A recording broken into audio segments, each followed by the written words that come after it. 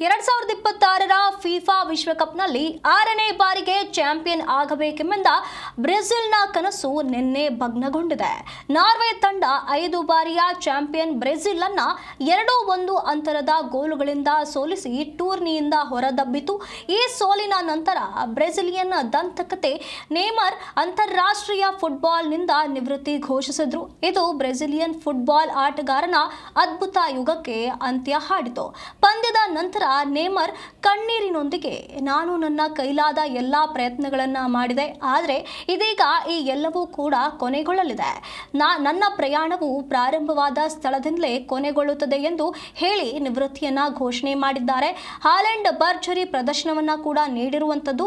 ಪಂದ್ಯವು ನ್ಯೂಜೆರ್ಸಿಯ ಮೆಟೆಲೈಫ್ ಕ್ರೀಡಾಂಗಣದಲ್ಲಿ ನಡೆಯಿತು.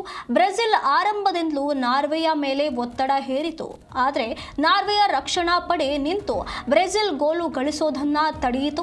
79ನೇ ನಿಮಿಷದಲ್ಲಿ ಆಂಡರ್ಸನ್ ನೀಡಿದಂತ ಅದ್ಭುತ ಪಾಸ್ನಲ್ಲಿ ಏರ್ಲಿಂಗ್ ಹಾಲೆಂಡ್ ಅವರು ಹೆಡ್ಡರ್ ಮಾಡುವ ಮೂಲಕ ನಾರ್ವೆಗೆ 1-0 ಮುನ್ನಡೆಯನ್ನ ಒದಗಿಸಿತು. ಕೆಲವು ನಿಮಿಷಗಳ ನಂತರ ಹಾಲೆಂಡ್ ತನ್ನ 2ನೇ ಗೋಲನ್ನ ಗಳಿಸಿ 2-0 ಮುನ್ನಡೆಯನ್ನ ದ್ವಿಗುಣಗೊಳಿಸಿದ್ರು. ಇದು ನಾರ್ವೆಯ ಗೆಲುವನ್ನ ಖಚಿತಪಡಿಸಿತು. ಪೆನಾಲ್ಟಿ ಮೂಲಕ ಗೋಲು ಗಳಿಸಿದ ಬ್ರೆಜಿಲ್ ಪಂದ್ಯದ ಕೊನೆಯ ನಿಮಿಷದಲ್ಲಿ ಅಂದರೆ ಹೆಚ್ಚುವರಿ ಸಮಯದಲ್ಲಿ ನಾರ್ವೆಯ ಲಿಯೋ ಕ್ಯಾಸಿಯೋ ಅವರನ್ನ ಫೌಲ್ ಮಾಡಿದಂತ ನಂತರ ಬ್ರೆಜಿಲ್ಗೆ ಪೆನಾಲ್ಟಿ ನೀಡಲಾಯಿತು. ಹೆಚ್ಚುವರಿ ಸಮಯದ 10ನೇ ನಿಮಿಷದಲ್ಲಿ ನೇಮರ್ ಪೆನಾಲ್ಟಿಯನ್ನ ಗೋಲಾಗಿ ಪರಿವರ್ತಿಸಿದ್ರು.